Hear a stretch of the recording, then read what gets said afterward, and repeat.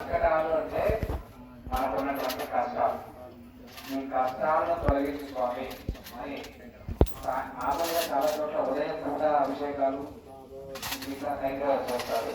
అయితే బహుళ చవితి రోజున ఈ రోజున సాయంత్రం పూట స్వామివారికి ప్రదోష కాలంలో చేసేటువంటి ఈ పూజా కైంకర్యానికి ప్రత్యేకమైనటువంటి ఫలితాలు ఉంటాయి. అందులో భాగంగానే మహాగణపతికి ఈ రోజున అంటే బహుళ చవితి రోజున ప్రదోష కాలంలో అంటే సాయంకాల వేళ స్వామికి పంచామృత అభిషేకాలతో కైంకర్యాలు నిర్వహించి ఒక ఇందాక మీరు విన్నట్టుగా వ్రత కథ అనేది ఉంది.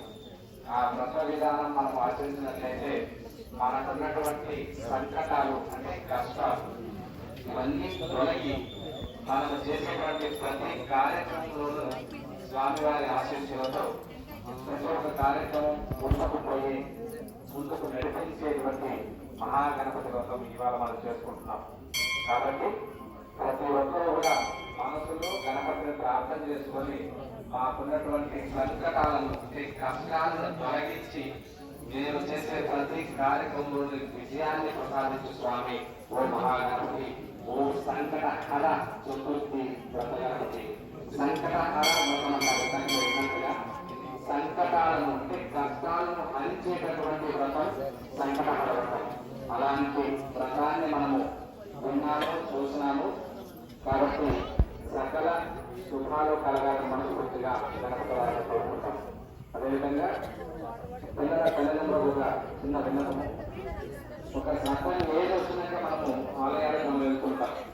అయితే మనతో పాటు చిన్నప్పటి నుంచి మన పిల్లల్ని కూడా ఆలయాలకు తీసుకురావడం వల్ల సనాతన ధర్మం యొక్క విలువలను పిల్లలకు తెలియజెప్పండి, నేర్పించండి, చదివించండి. చాలా మందికి భగవద్గీత అంటే ఎవరైనా పుస్తకంలో భగవద్గీత పెడతారంటే మనం దౌర్భాగ్యం ఏమంటే ఎవరైనా చదివారు కాబట్టి భగవద్గీత పెడుతున్నాం అంటారు. అది తప్పు. భగవద్గీత అంటే మనిషి యొక్క జీవన ప్రమాణాన్ని తెలిపేది, మనిషి ఏ విధంగా నడుచుకోవాలని తెలిపేదే భగవద్గీత. ఉదాహరణకు మనం ఏదైనా ఒక సెల్ఫోన్ కొన్నాం అనుకోండి, దానికి మాన్యువల్స్ ఉంటారు.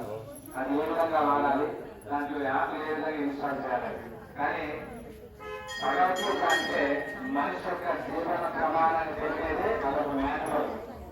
కాబట్టి ప్రతి ఒక్కరు కూడా భగవద్గీతను వినండి, వినిపించండి, పిల్లలకి నేర్పించండి, సనాతన ధర్మం యొక్క విలువ నేర్పించండి. ప్రతి ఒక్కరు కూడా వస్తుంది.